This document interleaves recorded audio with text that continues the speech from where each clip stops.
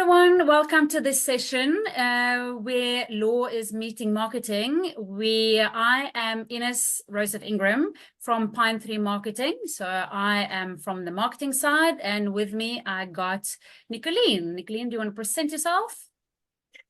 Hi there, everyone. My name is Nicolene Schoeman-Louw, and I am an attorney, conveyancer, notary public, and mediator. I practice as such at Schoeman-Louw Incorporated, and we are based in Cape Town. So many titles. I am all impressed.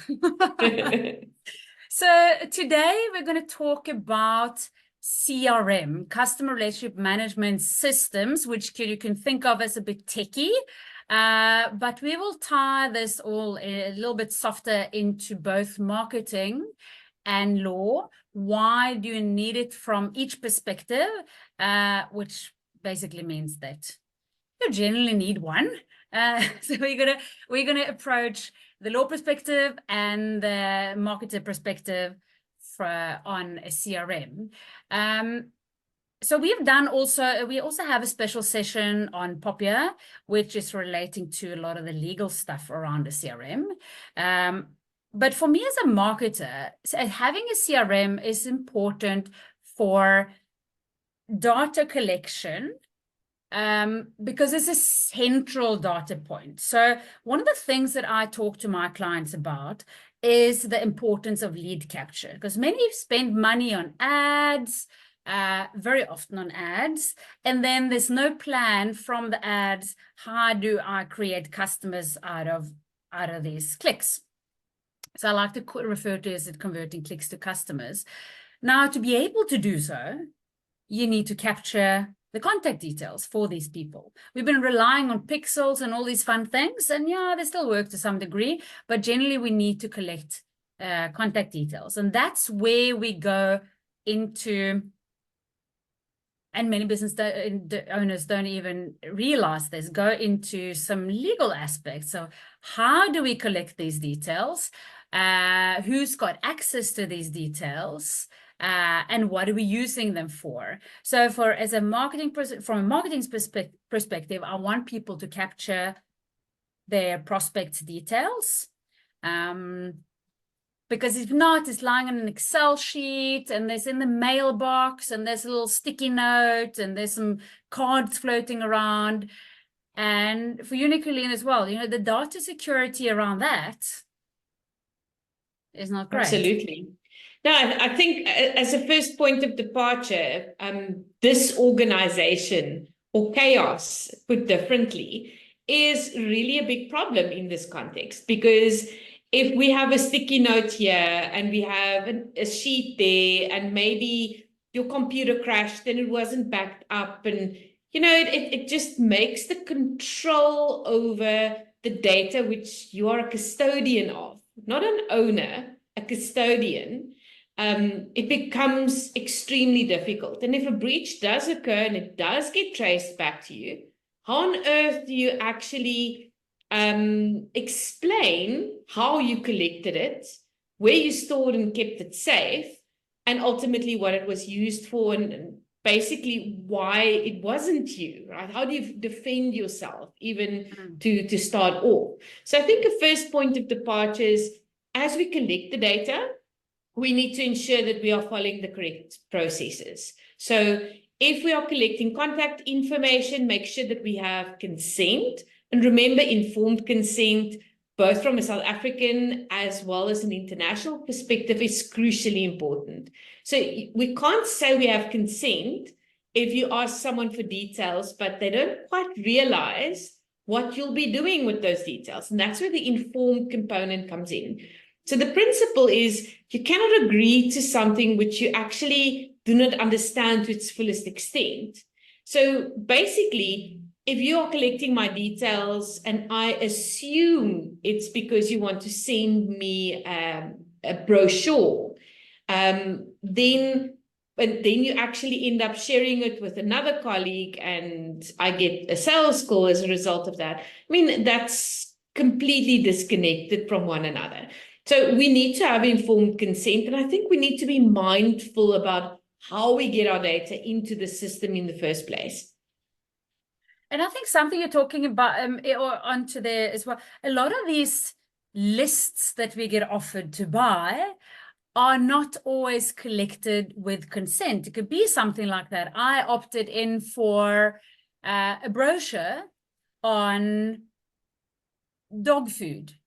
And then I end up on these international list collector systems, and you put all kinds of lists that are not necessarily relevant. So it's really important also when it comes to lists to understand how that information is collected, and also that the person's information that is on the list has consented for that information to be shared. Because if I just say, you end up on my list, and I say, yeah, but you came on that list that I bought from company X. You said, but I didn't have consent. It's still my responsibility as a company to figure out if you have consent. If I have reason to believe and reasonable proof given to me, obviously that you have given that consent. Absolutely. So it is really important that if we are engaging purchasing contact information or the lists, let's call it a spade, then we need to make sure that we do our due diligence on who we are acquiring it from and asking the right questions about where you got the information and what does the consent you collected, which you are now using to pass over to me, what that looks like, and to get an opinion on that, if it can even suffice for saying, but I received the information from company X and they obtained the consent form from you, which allows them to share it with me. So that's really important. If in doubt, I say with lists, rather do not buy them and import them into your system. We need to ensure the chain of custody is what the technical term is, where did we get the data? Is it still intact? And remember, from a Poppy point of view, we are actually responsible as processors of data to ensure that the data we are processing is of good quality, that it's relevant, that there's integrity in the data. And how on earth do we determine that if we are not mindful in how we are going about the collection processes? So overall, it's a better strategy, in my personal opinion, to follow, to set up your own lead generation mechanisms and to collect your consent, and to do so in a coordinated fashion, so that if you are ever queried about where we got this or who gave my information to you, that you can answer that question forthrightly and in minimal time, so that you have the relevant information literally at your fingertips. The minute we start umming and eyeing about where we got information, that really doesn't instill confidence on the part of our customer. No, really, and I got examples of that. So I am using a CRM and tracking where my leads are coming from and however they got in. And I have questions coming to me. Why do you have my data? Because people are aware of their rights to protect their information. So where do you got my information? Why do you have my email address? And I can so quickly just go in, even on the phone, if they phone me, obviously I need to log on. Actually, just give me 2 seconds. Normally it's via email, but I can go into my CRM system and in a flash see what do I have of that stored on them. Do I have email only? Do I have email and phone? Do I have, for some reason, who knows why I would need that, ID number? So that would be relevant. So hopefully I don't have that for myself. But, just to give some example, what do I have of information on them and why do I have that information? Where is it coming from? Why are they on my list in the first place or in my CRM in the first place?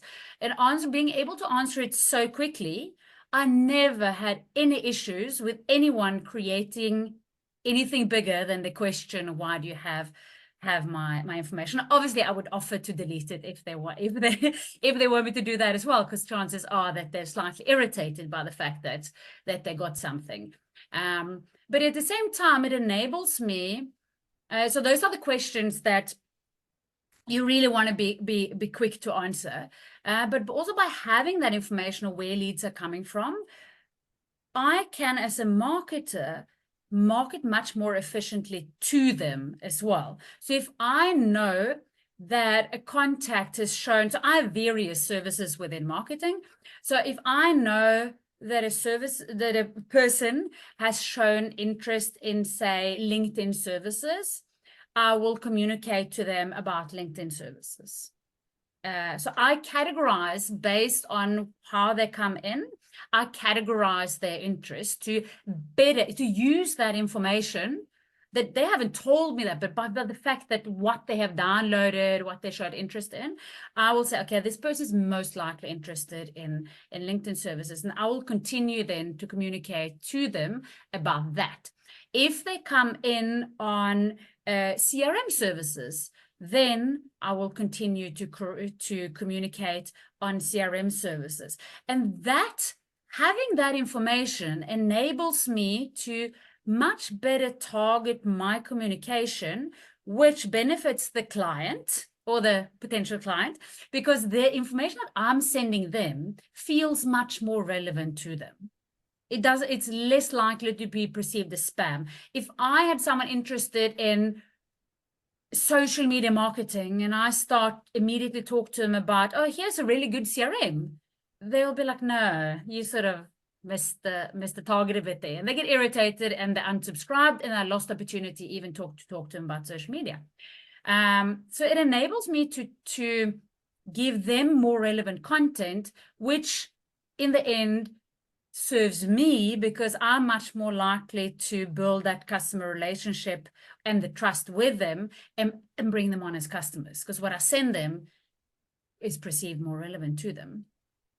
So just having that kind of information is so powerful from a marketing point of view as well. So the CRM, they're looking after both the marketing and the legal point of view. But one thing is obviously storing the data.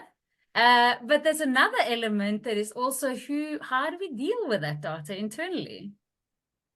Absolutely. And I completely agree with you that positioning content to be relevant to the recipient will become a distinguishing factor between businesses that will have lower conversion rates, ultimately maybe get themselves into hot water because they're not making ends meet and ultimately closing their doors, the horrible statistic. And I think it's as simple as what we do with our leads and what the experience is like. And remember, for many of these leads, that is the first time we interact with one another, and first impressions last, right? So really important, I think, from a strategic revenue point of view, to really look at that from that lens or through that lens, as opposed to looking at the topic of data collection as admin or a box I need to tick. It's actually much deeper and much more pressing than that. If we look at internal processes, we have to talk about our teams, and whether our teams are our staff who we employ or whether it's an outsourced provider.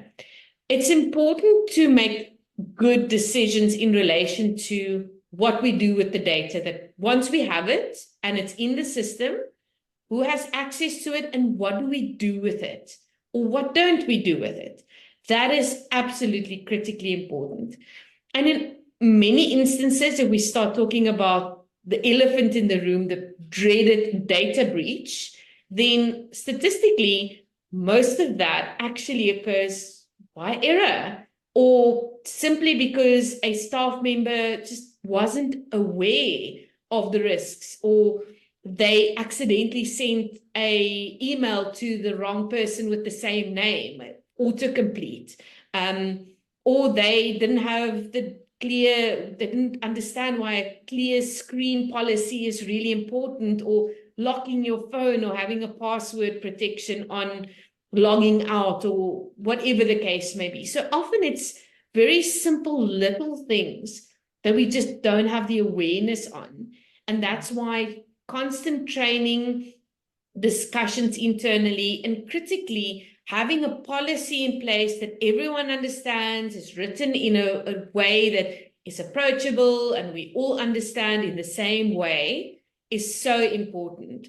If it's a very fancy policy and very long, the reality is people are less likely to read it. So breaking it up into smaller pieces, maybe even presenting the training internally in video format or audio format, or maybe fun infographics. There are so many creative ways to get the messaging to your team across in terms of what your own strategic objectives are, what the decision or the framework looks like from what we do and what we don't do with our data and so on, that it's actually quite important.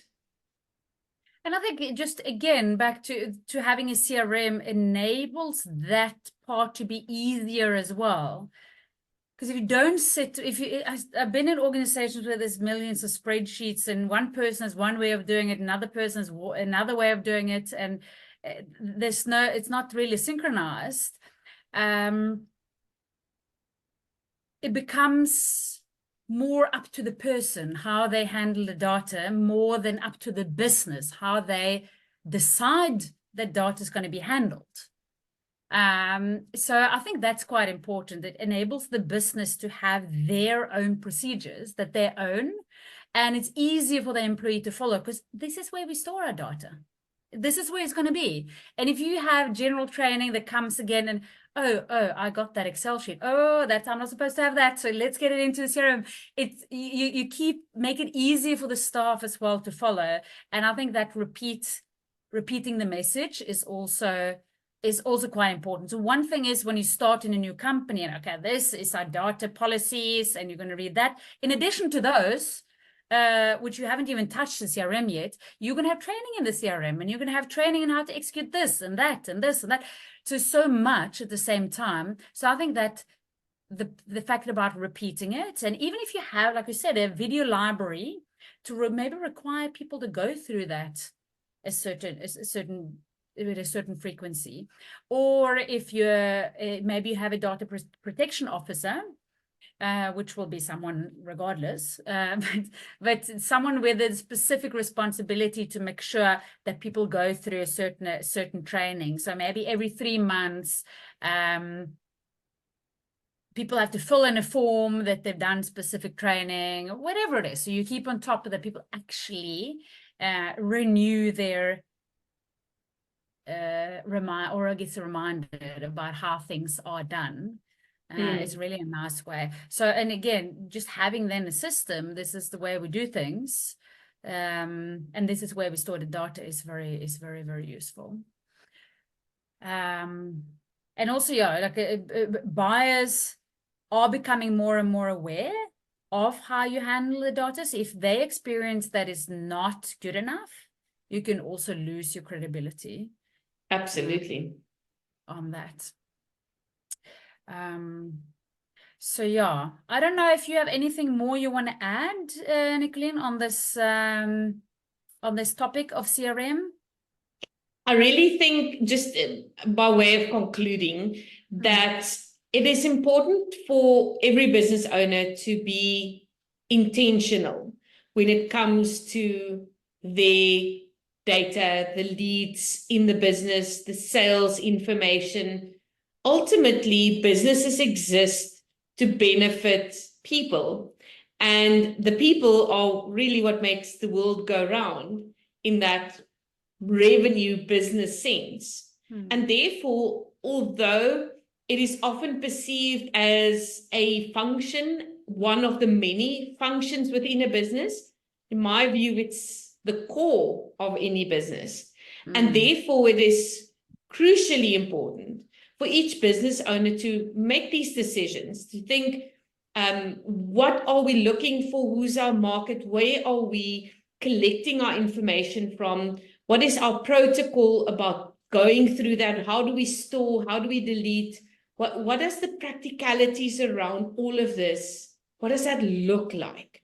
And how do we standardize it? Because standardization and organization minimizes the ability for a breach to happen in the first place, for someone to inadvertently cause a vulnerability in the business from a data breach point of view.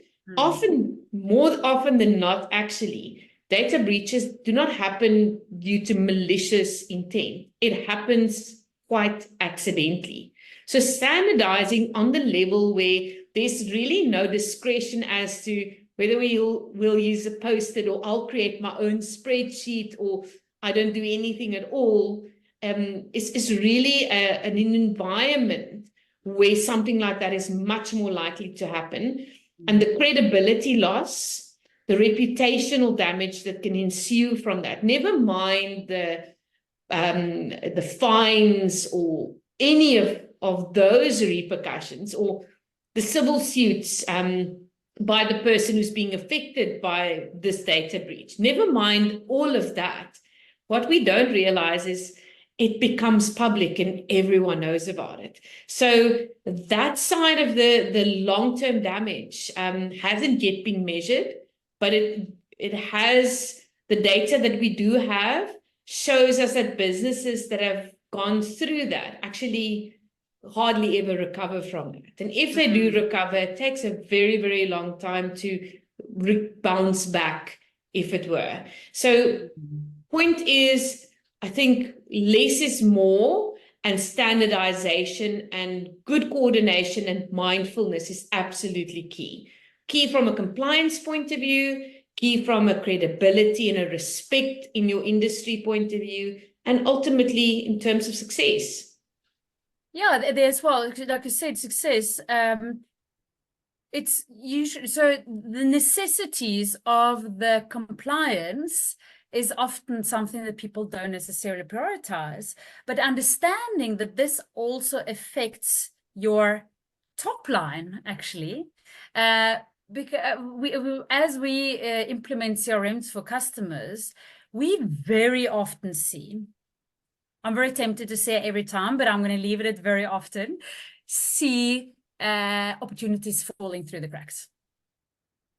So then from a data breach, you can say, where's that information now sitting, when it clearly didn't enter any system and they lost it along the way. But also it's missed opportunities. It happens very often.